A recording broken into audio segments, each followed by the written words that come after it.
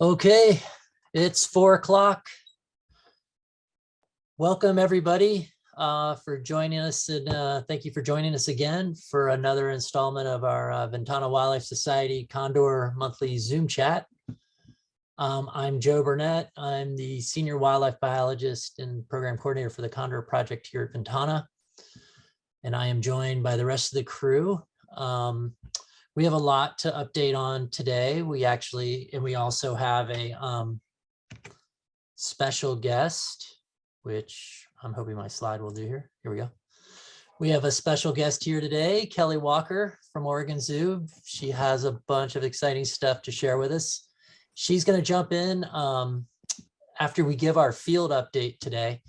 And we're probably going to give a little bit more of a brief field update so we can get to Kelli. So thank you for joining us, Kelli. We're excited to have you.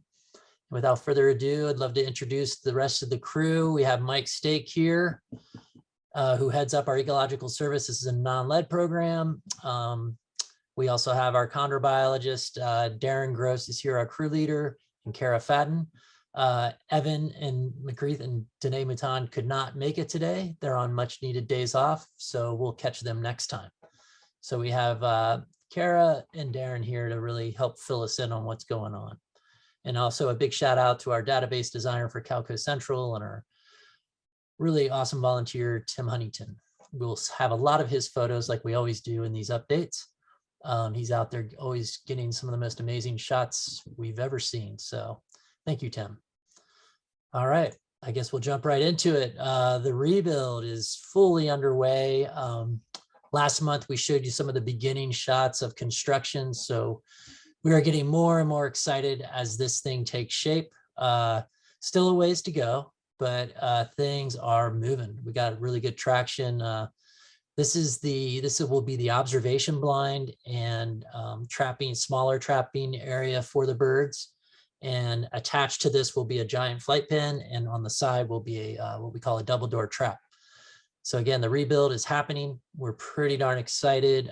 Things are definitely firing on all cylinders there. Big shout out to the contractors we're working with. It's a pretty long drive out to this spot, pretty remote. So yeah, it's a lot of logistics.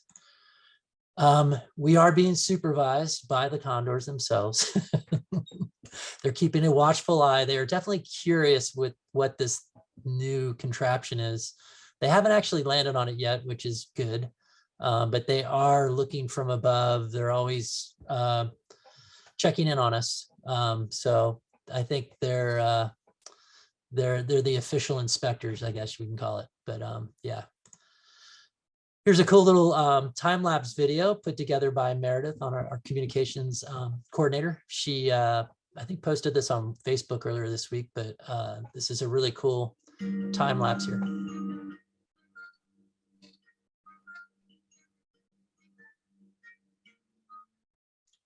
And it stopped there. I got to do some more time-lapse to make that longer. But that was always cool to see a wall go up on a building. It's kind of symbolic of a lot of things, but yeah, we're pretty darn excited to finally get going on this. And you can ask the crew. We're anxious to get that release pen and trapping, the trapping aspect of the release pen rolling, because we have a lot of birds that not only need transmitters, but we just need to check in on them health-wise.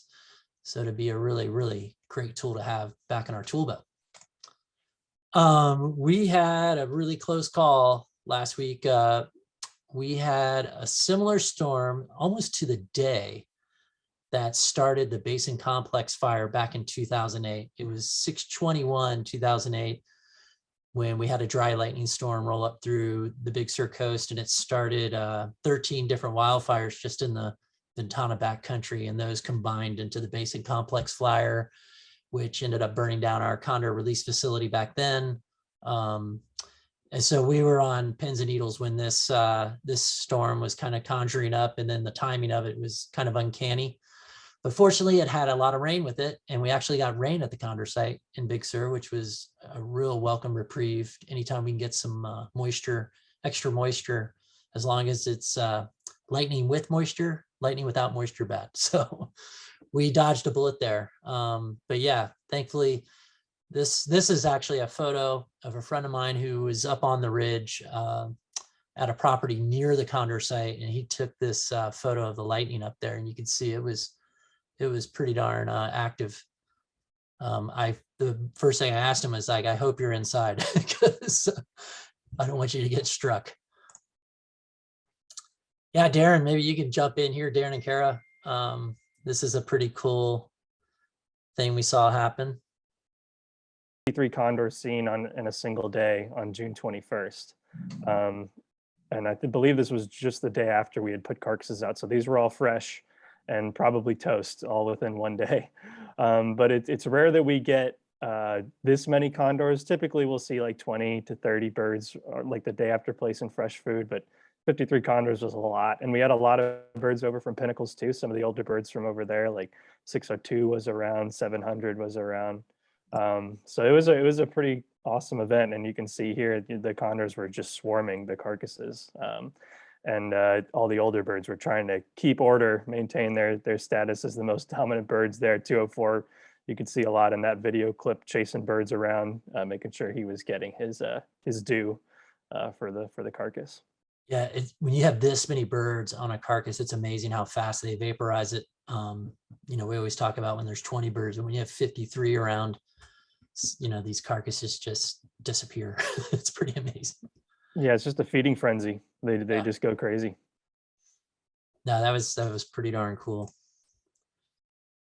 So the population status, we're doing pretty good. We added some more chicks in nests, which we're gonna update later. So we're at 88 in the wild right now. 85 of those are free flying. We have had so far this year 6 deaths, which is not great, but it's also kind of on par with past years. And we still have a lot of necropsy / cause of deaths determinations that are pending. We did find out that 837 Hodor was lead poisoning. 825 came in at undetermined. That bird was pretty desiccated when we found it. It had been scavenged. And the other 4 are pending, but we hope to hear back pretty darn soon. And we'll let you know at the next update. And then the chicks in the nest, we're going to talk more about later, but we have the 2 at Pinnacles and the 1 on the coast, Redwood Queen and Phoenix. So I won't get too much into that, save that for later. Yeah, big shout out to 828. Really incredible bird, incredible female. Yeah, so we're always sad to lose these older birds. You know, not all birds are equal, but boy, when you have a prime age breeding female who's doing all the right things, it's really a big heartbreaker. In 828, Karen, Darren, you guys please feel free to jump in and tell more about 828. I was going to say, yeah, so 828 was was the first wild chick to fledge in Pinnacles in like over 100 years. And then she also had some incredible flights. Like she flew up to Mount Diablo last year. And then she was the bird that was nesting with 729 over here on the coast. So it was like her first breeding season or her first successful season. I'm like getting sad about it. That she like successfully had a nest. And then unfortunately she kind of disappeared, and we spent a couple weeks trying to find her and just couldn't quite get it. And then since she is Pinnacles, managed by Pinnacles, we kind of passed it off to them and they were able to recover her. Yeah, it was a sad ending to a really great run, to a bird that was doing literally everything she did was amazing. And yeah.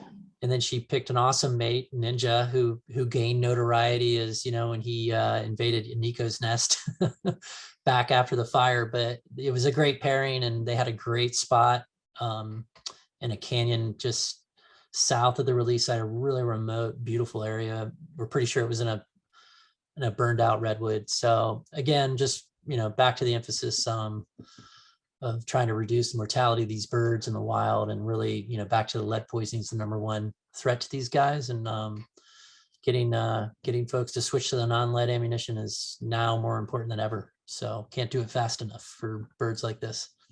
Again, we don't have the official cause of death for her, so I don't want to jump ahead there. 171, speaking of lead poisoning, unfortunately, she was just taken into Oakland Zoo. Big shout out to Oakland Zoo and Pinnacles National Park. The Pinnacles crew observed her acting strangely and classic signs of lead poisoning. So they decided to trap her. They had a chance to get her and they went ahead and grabbed her. They immediately could tell it was lead, and they got her en route to Oakland Zoo's treatment facility, and they radiographed and radiographed X-rayed her digestive tract, and it was clear she had several metal fragments in her crop and GI. So they are currently assessing her. She's still somewhat strong, but she's definitely on the decline. So we're fighting against lead right now and trying to save her life. She is the oldest female in Central California at 25 years old. Again, this would be a huge loss to the program to lose this great bird, 171 Traveler. And again, we're rooting for again, but fighting this. Once these birds get stricken with lead like this, it's something, we have to be realistic with our expectations. So we're wishing her the best, but also expecting that, there is also a good possibility she won't make it through it. So we'll keep you all posted on that. So I want to talk about Junipero. Yeah, I'll jump in here. Yeah, so I guess on the good news side, 663 Junipero has been doing really well this past month. I think he's currently over at Pinnacles. He was just picked up over there yesterday. But every time we see him in Big Sur or elsewhere, he's always looking a little better and standing up for himself a little more. And so in these photos on the right of the slide here, you can see he's kind of eyeing up 631, or they're kind of eyeing up each other. And this is something before where even a few months ago, 663 would be backing down immediately. And to see him kind of standing his ground a little more has been just so impressive. Really can't find the right words to describe how awesome it's been that 663's recovered the way he has. He's doing really well, managing with that one leg really well. And yeah, we're all happy to see that. Yeah, it's unbelievable. Just again shows the resiliency of these birds. They have a will that that is pretty darn strong. Quick update on the Yurok redwood rookies. Yeah, latest I heard, they're getting ready to release A1 in July. Again, they released the first 3 birds. They're doing well. I believe it was A0 just made a big flight and made it back. She was gone for about 2 weeks. So pretty awesome to see these birds out exploring. They're going down into these giant redwood groves up there and really starting to explore. Pretty awesome. So yeah, they have one more release that's going to happen. So keep posted. If you check in on their Yurok Condor Cam, I have the link down there.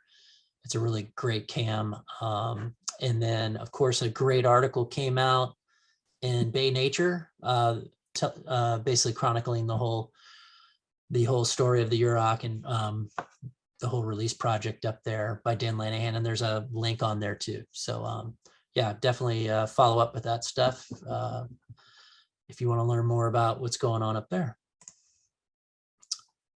All right. Who wants to start talking about the chicks? Go ahead, Darren. I'll jump in real quick here. But yeah, Kara and I, we can take turns here talking about some of these guys. But yeah, so the 2021 chicks we're still seeing pretty regularly. But the thing is, it's harder to tell now who's who, because previously we were able to tell these untagged birds by the time they would spend with their parents. They would frequently hang out with their parents.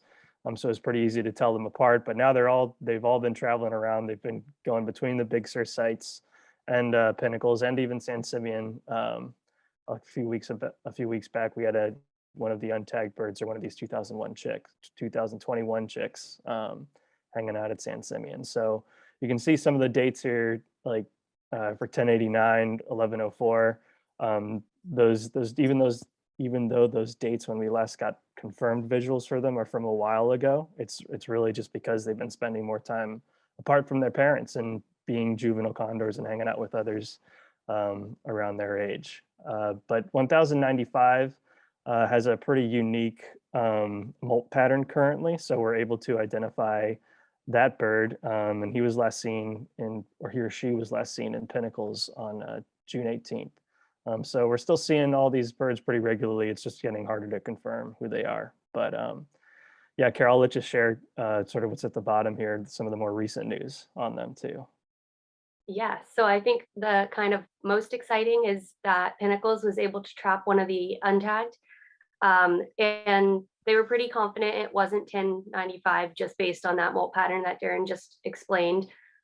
So soon we'll see an untagged that now has a tag. So we'll then send off genetics for that bird and be able to tell who it is. So we'll definitely let you guys know who it is when we find out as well.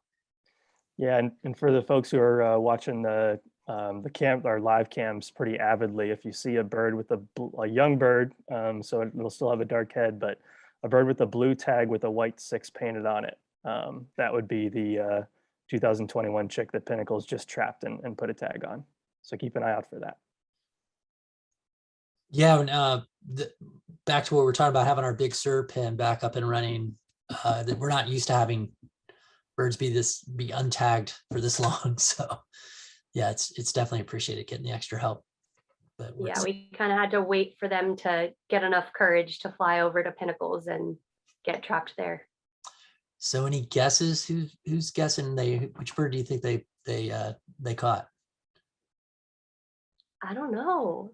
I'm gonna go with 1104. Now it's all recorded, and I'll be wrong. I'm going 1089. I'm backing Kara up on that. I think 1104 as well. All right. Not on the edge here. Yeah, just a quick note too with the 1077. Again, it's hard to tell if we're seeing that bird just from what I described previously. Like a lot of the untagged birds we're not seeing with parents anymore. And with 663's injury, who is the remaining surviving parent of 1077, we really haven't seen them together ever. So that bird could be alive, but again, we don't really have any evidence or strong confirmation that we've seen that bird. So kind of status quo still with 1077.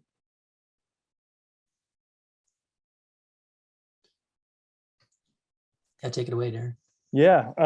So earlier this month, we had the pleasure and privilege to have a zookeeper from the Birmingham Zoo visit and join us for all of our field activities, monitoring the condors, doing things like this nest hike, which there are all these photos from here. And yeah, just kind of live the life of a condor field biologist with us. And she's also traveled to the Pinnacles National Park crew. And to the U.S. Fish and Wildlife Service crew as well. But yeah, it was great having Robin on for that week to show her around, and I think she really had a good time too. And yeah, Kara, I know you were on this nest hike with her, and it was definitely a different experience than I think what she's used to at the zoo. But yeah, maybe you could talk a little bit about what you guys saw and just how all that went. Yeah, I mean, I think kind of we're both in conservation, but in different forms. Like she's at the zoo and we're in the field. So it's the same end goal, but it's very different day to day. And it was cool to kind of like show her what we're doing each day. And she really got to see everything we did. I think we brought her to base camp and San Simeon and on a nest hike and coast tracking. So she kind of did everything. She got to do the best part, right? Putting out carcasses. Sorry. Oh, she went, yeah, she got a carcass with us as well and put them out. But yeah, so Danae, Evan, and I hiked up with her and we showed her the nest where a Nico was first, and that's where we first stopped. And then we hiked up all the way to the ridge where 190 and 477 is now. And she was able to kind of see 190. as we've showed you before, the tree itself is super hard to see into. So at this point too, we didn't know for sure if there was a chick or not. So we were just kind of confirming that, or trying to confirm it. So Evan ended up taking a bunch of pictures, but we didn't actually see a chick at all. But she was definitely excited and happy she made it up to the nest, and was able to see 190 and just be able to see an active nest.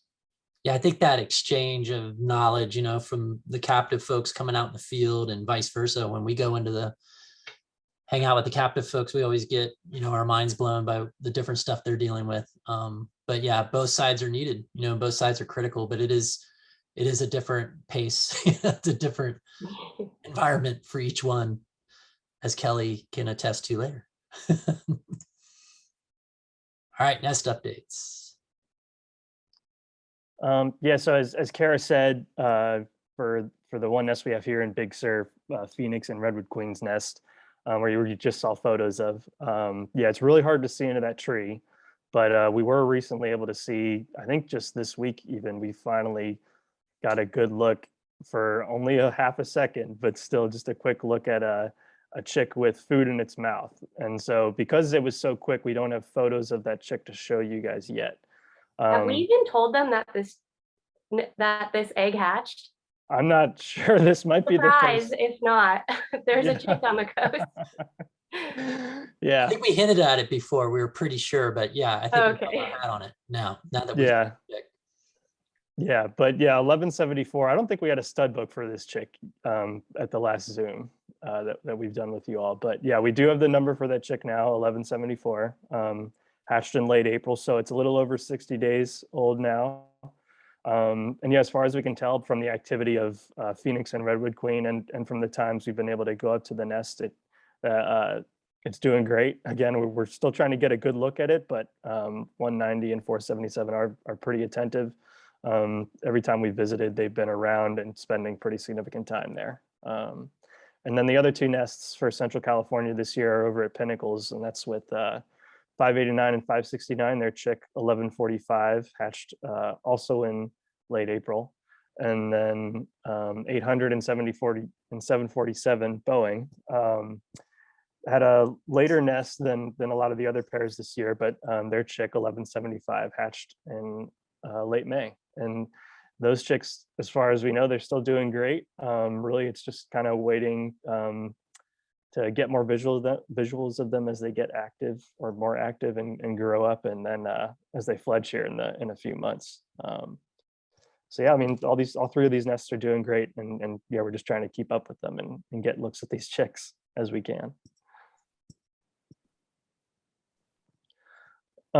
Yeah, so as I was talking about with 190 and 477's nests, we don't have a good visual yet of 1174, as I said. And as soon as we get a good photo, we'll be sure to share that with all of you through our social media so that you all can see. But I did want to include a photo here, this photo on the right of a captive reared chick that's around the same age, about 60 days old. So this is what 1174 looks like. It's definitely grown up a lot from when it first hatched. Not at adult size yet. And the feathers are still not really grown in yet. It's still covered in down, but it's standing a lot more, moving around more, and way more active than at first hatch. So that's what we're keeping our fingers crossed for in these next few weeks. As it gets more and more active and starts jumping around, we'll get better views. And yeah, we'll keep you all informed as we see it. Yeah, probably around 8 to 10 pounds right now. Yeah. So they're about halfway there on weight, halfway on size. It's kind of the halfway point to size. They don't have any of their you know, primaries or secondary feathers yet. They're still just a big fluffy ball. But the cool part, they definitely start getting more mobile, and that's why we're excited to move the once the chick gets a little bit older, move that cam up. Right now it's still, the chick's still pretty hidden, so we're hoping next week to get the cam that is currently down at their old nest site moved up the ridge to this spot. The crew was able to get up there this week and confirm the chick was still doing, you know, good, but definitely not as visible. So we're we just know it's just a matter of time. So the next couple months should be pretty exciting. And yeah, we look forward. We'll definitely let everyone know when we get that cam in place. And again, it won't be in the nest. It'll be outside the nest, looking from the outside, kind of down the hill a little bit at the top of the nest tree, similar to how the other nest is set up, but obviously not as, you can't see nearly as well into the nest. So yeah, we'll keep you posted on that, but pretty exciting. All right, we're gonna get all the questions at the end, just so everybody knows, and we want to get to our special guest who's waiting in the wings. Kelli Walker, you want to unmute and join the party? Hi. Well, welcome. Thanks for coming. Thank you. So Kelli and I go pretty far back. We worked together back in 2003. God, that was almost 20 years ago. 2003, 2004, yeah. When the facility was just getting started. We were getting our feet wet up there, or feet cold. We had ice storms and all sorts of stuff when we were starting up the breeding facility up there. Yeah. Lots of great old stories that we'll get into, but yeah, thanks for joining us. It's funny, we brought up the captive side of condor work. That's so important to everything we do. So maybe we can start there. Maybe tell us what your role is, what you do, what's happening up there. What's happening? So yeah, we are one of 4 captive breeding facilities. Currently, we have 54 birds, which includes the 12 chicks that hatched this year. We have 14 breeding pairs. We also have, we're going to send out in August, 6 releases to Arizona, and another 2 to the Pacific Northwest to be released into the wild. I think second, third week in August.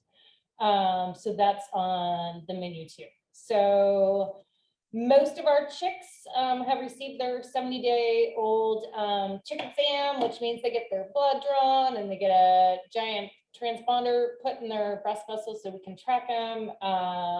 They get their second West Nile virus booster and they get weighed. This time we made them very unhappy. They're kind of giant balls of fluffy fury at this point. And then we have another 2 coming up. So yeah, we had a record year. This is, we had 12 chicks this year, so we're very pleased. So awesome. Yeah. Yeah, what was the previous record? Like 10? 10. Yeah. Yeah, that's huge. And it couldn't, we always talk about just the amazing job you guys do, but yeah, bumping it up to 12 is pretty incredible. And I think I have a picture here of, I think people get confused. This is something I know I get the question a lot of, just the 2 facilities, that you guys actually have 2 condor facilities happening, not 2 facilities, but. Yeah, we have the exhibit and then the actual offsite breeding facility. So the exhibit currently houses 3 male condors, 2 of which are still in the breeding program. So they're captive, held for genetic reasons. And they're on exhibit currently, but if a genetic match comes up for a mate, a female, we go ahead and pull them off exhibit, put them into breeding pair, and then do maybe another one in there. The 3rd bird, Koea, he's very, very naughty, so he is not breeding anymore, but he loves the exhibit. There's like a people parade. He drags his calf up front to the window. He's like, let it begin. That's He also during breeding season really likes women to wear like red and orange, especially if their shoes are red and orange. They're pretty really hot. Yeah. Wow, he's quite the character. He's quite the man. Oh man, he sounds like a good exhibit bird though. He loves it. He's a great exhibit bird. He's super interactive. When like the director of U.S. Fish and Wildlife came, of course, there's like a whole group of people, and he was like, "I'm coming up," and he like poses for pictures with them. So yeah, he's brilliant. Yeah. So the exhibit opened what? I know that was after I left. That was 4 years ago. 4 years ago, maybe. Okay. I knew it was a big work in progress. Yeah. So that's awesome. I know it's Yeah. got to be a huge attraction. Yeah, people like it. I mean, and it is nice because they do just carcass feeds from Banson Dairy. We're still getting calves from Banson Dairy. So they also now go to the zoo and they just put the signs up that like carcass feed today. And now, you know, like Kauai will drag it down to the window, but they've also like dropped it at the pool. The keepers have to go fish it out. So, but yeah, it's actually, and they can, it's a pretty big exhibit. They do well. Yeah, because I think that it's pretty awesome. If you are in Portland, it's pretty easy to get to the zoo. So it's pretty cool that you could pop into Portland and just be able to see California condors Yeah. pretty quickly. That was something that couldn't have, 10 years ago wasn't a possibility. And now we got birds being released in Northern California. You kind of I'm feeling the movement up that way. Potentially gonna see some wild birds up there. But so maybe tell us about the Jonsson Center for Wildlife Conservation, because that's off-site, right? It's off-site. We are out kind of in the middle of nowhere at the end of a dead-end road. Metro Perfect, was right? founded by, what's that? Which just makes it perfect for It condor. is, yeah. So it's 52 acres fenced in, and then we're surrounded by metro properties. So there's nobody here, which is really, really nice. The pens, each breeding pen, so we've got 16 of them. Each breeding pen is 50 feet long by 25 feet wide by 35 feet tall. And then we have the barns where the lower is the food room and the upper is the nest room. And then we have a pre-release pen and then 2 flight pens. And we also have 3 goats for brush control, which I love our goats. So actually no. Oh, the goats are still managing. That's awesome. Yeah. So yeah, so it's a large facility. There's a lot of space. It's actually a beautiful work site, but it is good. It's very quiet. We have a lot of native wildlife around here that have moved in since the program started. So it's actually a pretty nice place to work. And so you're not a one-person show up there, right? No, thank goodness, not anymore. No, so Marty Jenkins is here, that worked in LA, Field Crew, Arizona, managed the propagation for Peregrine Fund. Liz Bailey has been here for 6 years. She worked down in Santa Barbara for a while and did some field volunteer stuff. And then, so she's been here, and then we have Mary Coolidge, who's been here for 5 years. Oh, awesome crew. Yeah. That's pretty cool. Yeah. Yeah, so, I mean, we're talking a lot here, but and we always like to ask the question for the guest of kind of like, how did you end up here? Was there a point as a kid that you were like, I'm going to end up working with wildlife or doing? How did you get here? Yeah. What was your inspirato moment? What changed your path? I always, when I was little, like, I'm gonna do that. I always liked animals conservation. I started working at the Wildlife Care Center at Audubon when I was 19, which is a really long time ago. And I got a job at the zoo. I got to do a 6-month stint in Africa working with primates. I've always really liked conservation. So when the whole thing came up at the Oregon Zoo, like, we're gonna do California condors, I was like, pick me. So yeah, I mean, it was very good luck. And yeah, I lucked into it. So yeah, I've learned a lot since then. You have taken it by the reins up there. So big shout out to you. I thought maybe now might be a good time to share your screen and show us some stuff. Okay, let's see if I And can then I'll do come it, back to Fran. this because I want to also talk about the birds we have right now in our flock from Oregon, but I think it'd be cool to show. Oh, wait a second. Let me stop share. Okay, now it's all you. I mean, this picture kind of represents what we do up here. So every egg that is laid by a pair is eventually pulled to the incubator. That is not because condors cannot incubate their own eggs and raise their own chicks. It's because we're in a breeding facility. Condors are packed a lot closer together. They're also together all the time because they're not foraging for food for days at a time. So the birds are kind of stacked on top of each other, which does lead occasionally to more fights, especially in the nest room, where the egg or chick can get accidentally injured. or aggression can be taken out on that egg or chick. So we just remove the egg for the safety of it. We do candle them to ensure the egg is fertile. And this is what an ideal egg looks like. You can see actually on this picture, the embryo is right in the middle. And right in the middle of the middle, there's a little dark spot, which is the eye spot. And then all that vessel looks really, really healthy. This is actually an ideal shot of an egg. The edges are smooth, everything looks good. So Guess the age, is that day 8, day 10? No, this is probably day 12. Oh, okay. Yeah.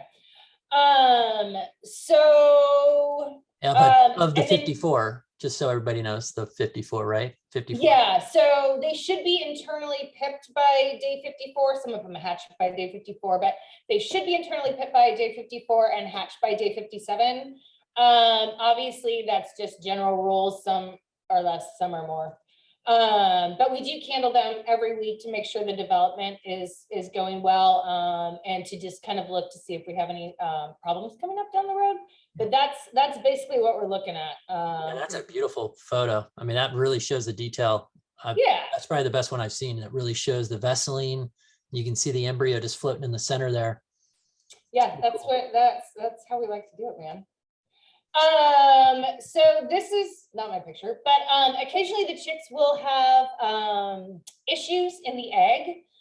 So we will X-ray them or CT the egg if maybe the chick isn't progressing where we thought, like, man, that chick should have been internally pipped and breathing air. It's not. So we'll send it in and get some pictures taken to see if that chick's in the right position. So you can actually really see really well how that chick is all tucked up in there. You've got the beak right here. This chick is actually in the correct position. The beak is there. You've got the head right here, the eye, you got the big old eye spot. But yeah, you can see kind of, it's amazing how tightly these guys are in these eggs. I'm always amazed they can hatch. I know. It's so yeah, so we're basically looking for the correct position. If it's not in the correct position, then we will go ahead and see if it needs to be assist hatched or maybe the shell cracked, or we'll kind of come up with a plan to see how that chick is going to come out of that egg. and that's not too common, right? I mean, more often than not, they're pretty normal. But how many eggs? They're pretty normal. Maybe once a year, once a year. Sometimes facilities have really bad years and it'll be a couple, but it's not that often. All right. So I just like this picture. This is Willie's chick. No way. Yeah, this is Willie and Tomoko's chick. Hey, so he's we got a one-leg condor. He is a one-eye condor. He's a one-eyed condor. And he's actually able to Tomoko breed. kind of That's is pretty too. cool. She can't really see out of the right because she was shot in the face. So she has trouble seeing out of that right eye as well. So they're not the most fabulous looking couple, but they're excellent parents. So Willie only spends that's in all that one counts, direction. right? What's that? It's the love that counts, It is the love that counts. When Willie is displaying, because he can't see out that one eye, he spins in one direction and will often like bump into her because he can't see her. And like often accidentally kick the chick. He's like, oh, I didn't see you there. But they actually are really good parents. So you can see the giant crop on this chick. Oh my God. That's, Very well fed. that chick is not starving to death anytime soon. No, he's not. And fat. You can kind of see the back of the nest rooms. I mean, our nest rooms are very plain. Condor nest rooms are very plain because so the bottom is just sand. The walls are blank. We've got nothing in there. The only thing we have in our rooms are egg doors, which I'll kind of show you where they are in a minute. But they're little doors cut into the wall. When parents leave and we need to remove the egg or replace something, we will open up that door quickly, move it in and out, and close it so the parents never know that we've been in there. But yeah, I just like this picture because he's cute. So this is this year. This is what our nest rooms look like from a camera angle. We have cameras in every single nest room, so we can monitor exactly when the egg was laid, how the egg is being treated, how often the chick gets fed, are they incubating properly? Everything that happens in the nest room, we can sit and watch it on camera, which is super important. We built, so you can see the egg down there. We built like this little weird sandboxy thing that the egg's in. We make the sand extra thick in there. The birds prefer to lay in there, and that is to keep that egg and chick closer to an egg door so we can retrieve it, because sometimes they would lay up in the front of the room and we couldn't get to it because our rooms are so That's a big. good idea. Yeah, well, you can have like a ballroom dancing contest in our nest rooms. They're huge. They are huge. So yeah, so that's worked out really well. It also kind of protects them from wind, like when it's cold, keeps them a little bit more sheltered. Oh yeah. And the birds seem to like it. Yeah, because you and guys will get snow and ice and Oh yeah, all sorts of stuff. yeah, it gets nasty. That's great. And that's Alisha and his mate 762. She's an interesting individual, but they're good. But anyway, that's just generally what our nest rooms look like. That's awesome. And then I don't know. Oh, if look at this that will chick. play. Let's see if this will play. I don't. Oh, there it goes. So you can see the tiny little chick and how big the dad is right there. And that's the one entrance and Oh, exit. the wing stretch. I know. I'm so small. That's about a 2-week-old chick right there. So yeah. So sorry, I'm just looking at it because it's adorable. Oh, here comes the pen. This is 491. He when he was a first-time dad, gold star, fell in love with this chick, did everything right, didn't try to eat it. It was brilliant. So Yeah, don't note to all the birds, don't eat your chicks. do not eat your babies. It's bad. Yeah, both of our first-time males this year. So now all of our birds after this year have experienced a hatch and raising a chick. We did have 2 first-time males this year, and as you know, it's always like, oh, okay, how are you gonna like it? Sometimes they come in, they're like, that thing ate my egg, and it's an alien, and I don't like that it ate my egg. But the dads did fantastic this year. That's awesome. So yeah, we were very happy with that. So that's what I have, and then I was going. Oh, pull up the nest boxes. You were gonna pull up the nest boxes. So, oh my God, look at that. How many? I lost count of chicks. How many are in there? We have 12. Yeah, so this is a live view of all of our nest rooms right now. In the upper right corner, you can see, I think the mom is laying down with her chicks. Most of those chicks are big enough to have been able to jump out of those sandboxes. Like this kid right here. They're getting their adult feathers. So these guys spend about 5 to 6 months, about 5 months in these nest rooms.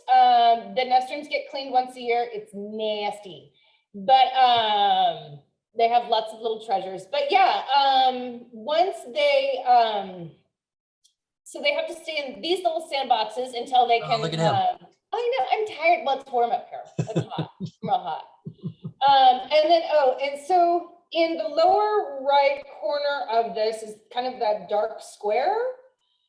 That is an egg door. That's kind of an emergency egg door if the hen happens to lay on the other side, but that's what it looks like. It's kind of reflective. They cannot see through it, but we can see into the nest room, so it's got a reflective area.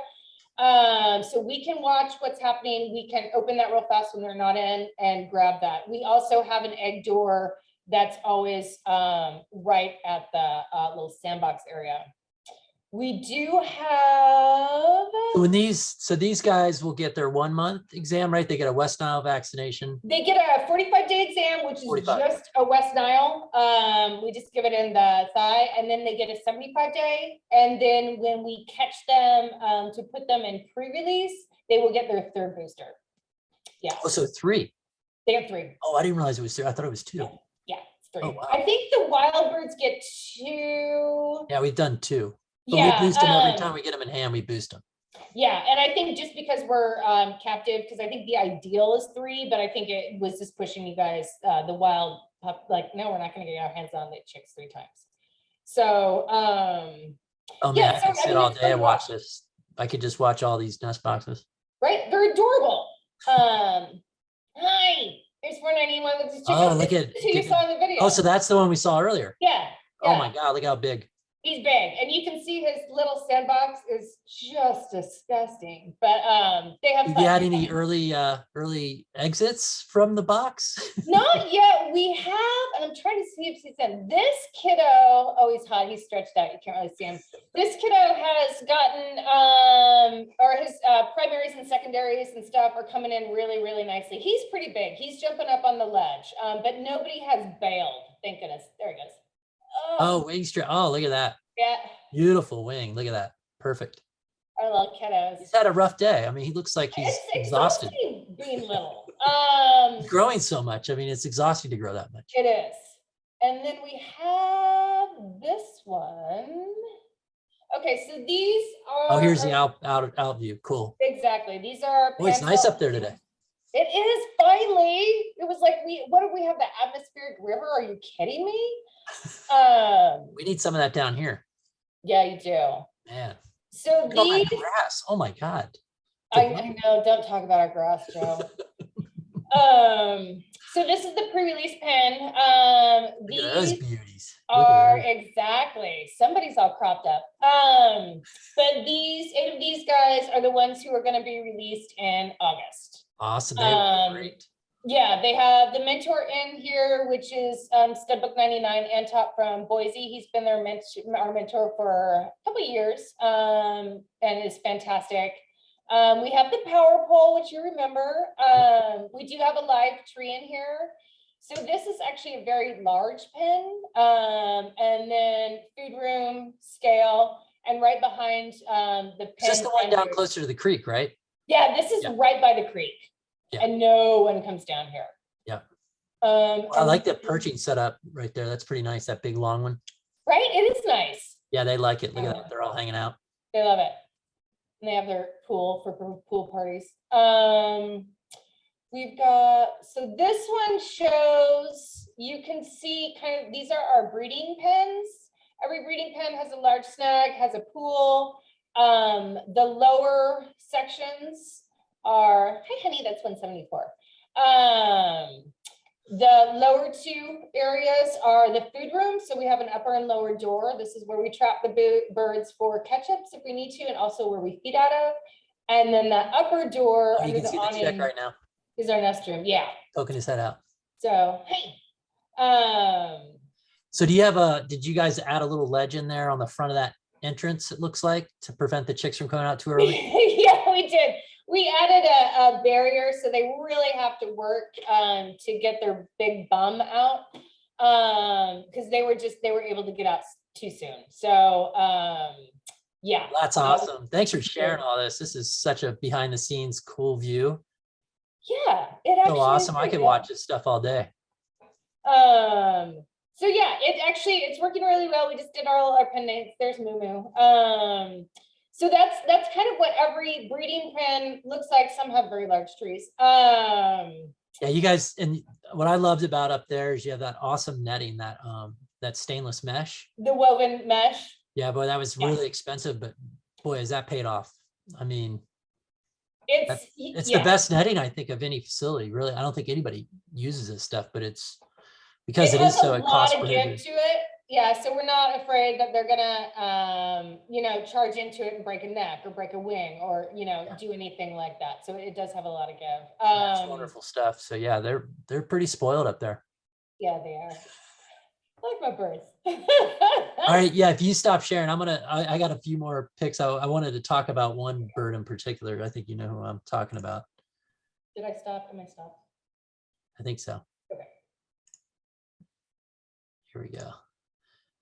That was awesome for the behind the scenes. Thank you. But we can't, we wanted to talk, I wanted folks to know how many birds we have right now in Central California in our wild flock. Can everybody see this? Yeah. Oh, Yep. these are still alive? Who? Yeah, so we have 340, of course, the first bird. So 340 for everybody was the first bird to be hatched at the Oregon Zoo facility. And Kelly and I were working there together when that bird hatched very dramatically. We had a giant ice storm move in, shut down Portland, the airport, no electricity. 340's egg was in an incubator, relying on that electricity, and they hadn't installed the backup generator yet for the incubators. That's how new the program was.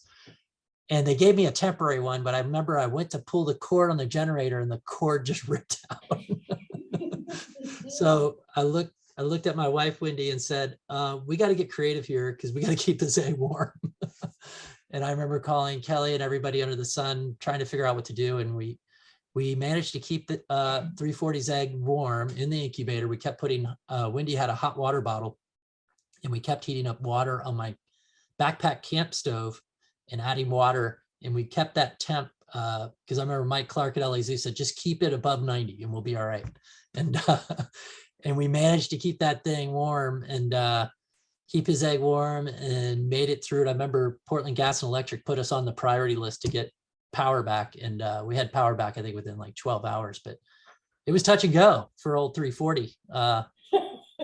And now to see this guy, to see 340 is just such a stud right now in Central California. I mean, he kind of rules the roost over at Pinnacles. I don't know if you've heard, but he's kind of a big deal. And here's a great photo that Tim took on the left. We also have some other awesome birds that have come from Oregon. 626, a female that we're dying. She needs to find a mate, right? Darren, Kara, help me out here. 692, 904, 921, 943, and then some up and coming females, 970 and 1011. So pretty exciting. All the birds that come from your facility are always awesome. So thank you for that.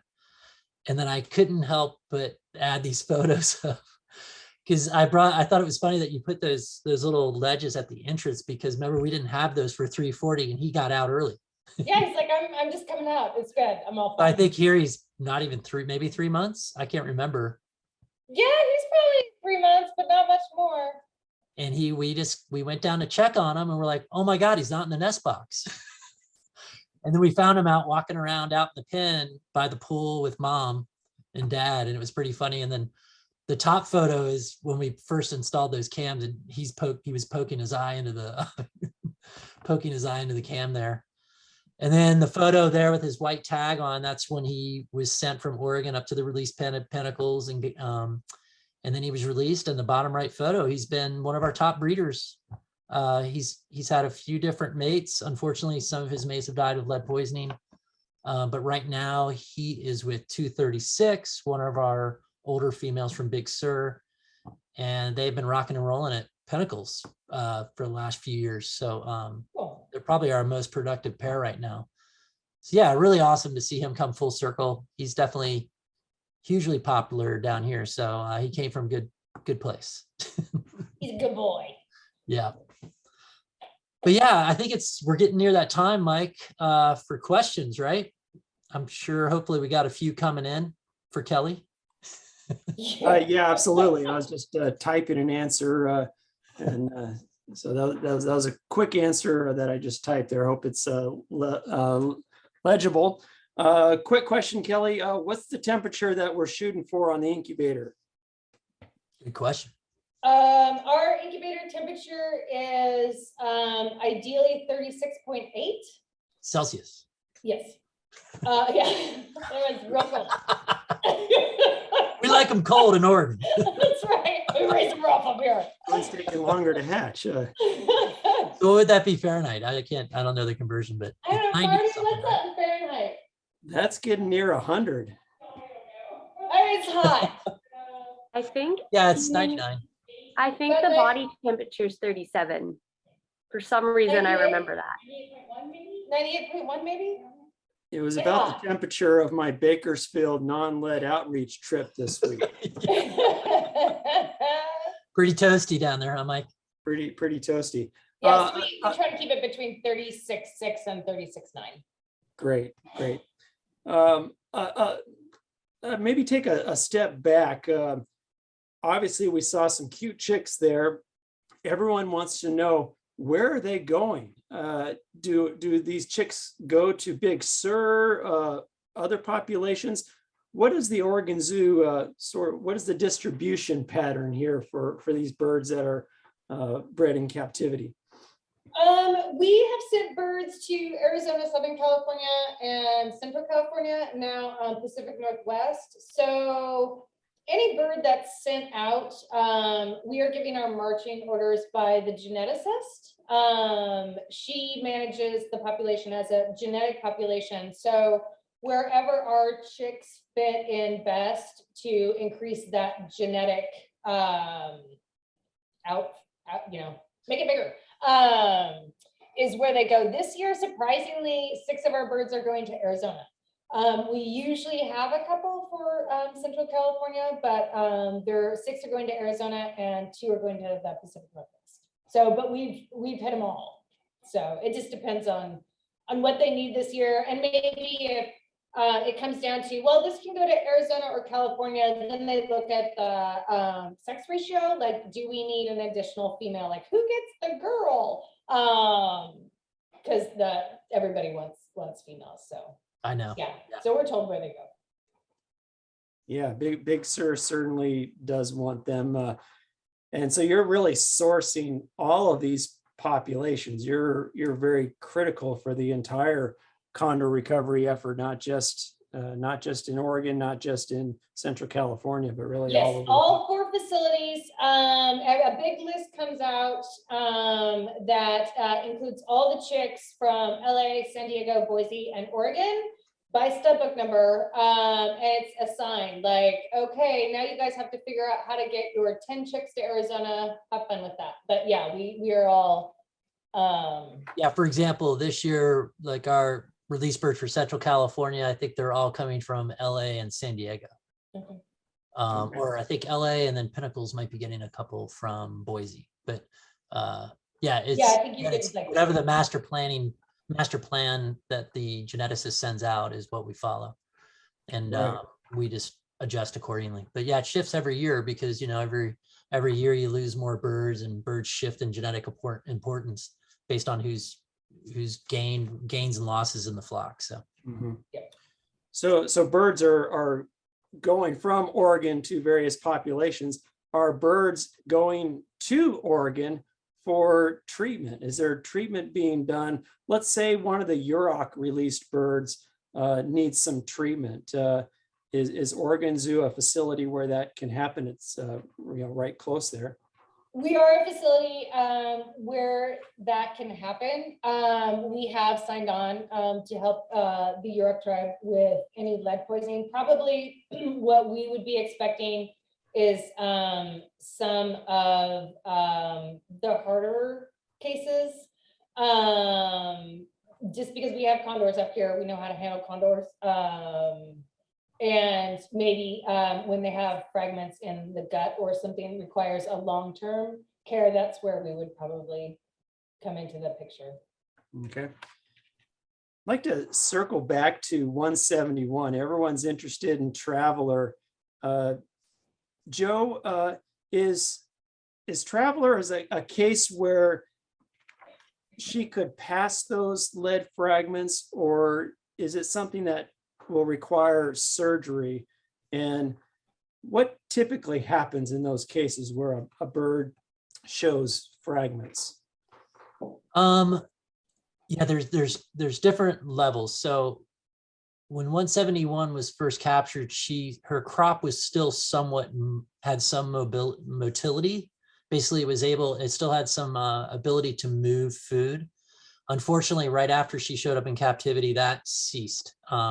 And again, that's because of the lead, the impact of lead. It's a neurologically impacts some of those involuntary muscles that operate the crop.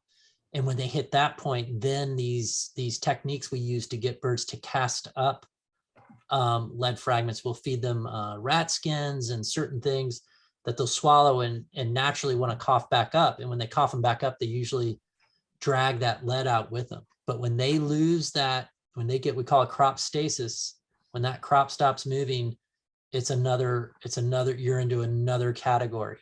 And unfortunately, it's not a good category.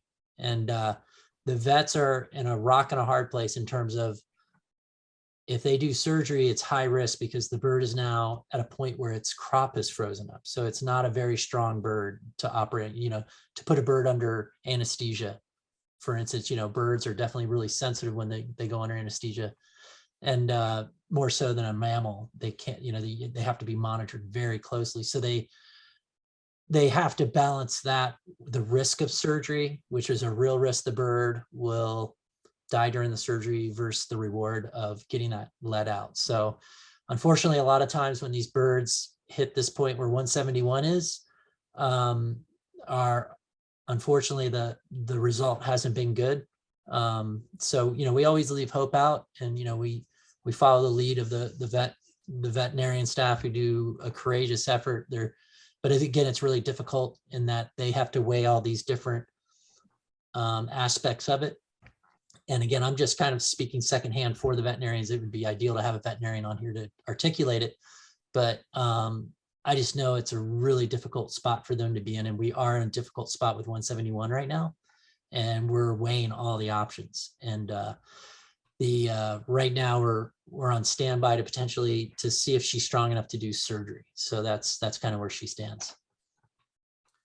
Hopefully Understood. And we'll certainly keep our fingers crossed, and best wishes for Traveler in her progress and her recovery. We'll just hope for the best, that we'll soon see her flying high over Big Sur skies again. In the meantime, we can watch her on the Oakland Zoo cam. Do you happen to have a link somewhere to that, or I guess maybe it's just something? Yeah, if you just Google Oakland Zoo Condor cam, it'll come right up. Yeah. There's a question about condors and distribution over land and sea, and maybe I'll throw this out to Darren. Darren's often out there tracking the coast and keeping an eye on the birds. Darren, do you ever see condors flying out over the ocean? Does the GPS typically show them over the ocean? And with that question in mind, does it become a concern for offshore wind turbines and that sort of development for condors in particular? Yeah, great question. So first, we do not typically see, even though most of where we're tracking is along the Big Sur coast, we do not typically see condors really venturing out over the ocean much. If they are over the water, it's mostly because they're trying to get down to something on the beach. So they're not even that far off the coast. I mean, within, I don't know, maybe a quarter mile at most of the land. They're really never venturing out over the water. And a lot of that's because it's like the wind phenomena they rely on to get altitude and to fly. All the updrafts and thermals and such are way more inland and generated from the land features rather than anything over the water. Really, there's nothing over the water they can use reliably to get altitude or to fly. So they definitely like to stay close to land. As far as the concern for offshore wind turbines, I don't think that would be a concern to the condors, because as far as I know, those are typically pretty far offshore. But it is a great question, and definitely something to keep in mind. Yeah, I would think other birds for sure. Your seabirds, sooty shearwaters migrate in the fall in huge numbers off the Pacific coast. You can actually see clouds of them even from the shore. And so I worry sometimes about some of those migrating seabirds and offshore development. But condors, I guess the ocean maybe is not so much a concern. They really use those land features that you mentioned, mountains where they can get those updrafts.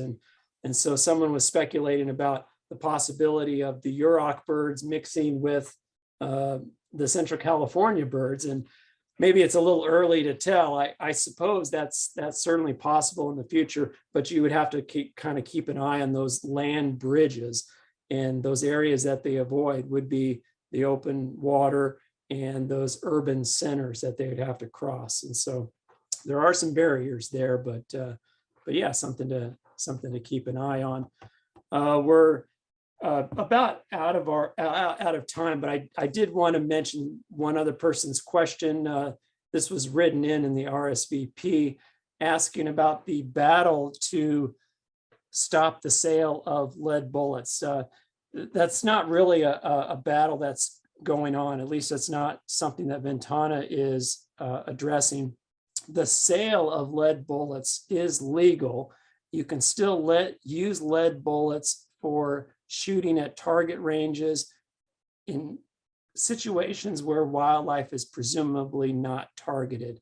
So if you're shooting an animal, there is a non-lead requirement. So selling lead ammunition is still legal, and Ventana Wildlife Society is really redoubling our efforts to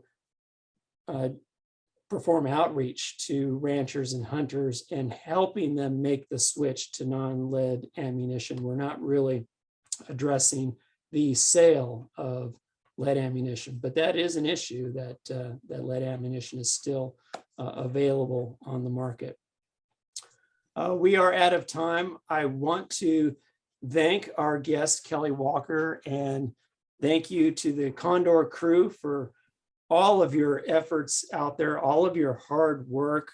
A lot of the comments are kudos to you for all that you do to help save California condors. Our next webinar, do we have the date picked out for that? It's the last Thursday of the month. So I think we're looking at July 28th. Is that right? Mark your calendars for that. Yep. July 28th. And yes, in the meantime, keep in touch by watching the Condor Cam on our website. And Joe, if you have any final words, I'll throw it to you.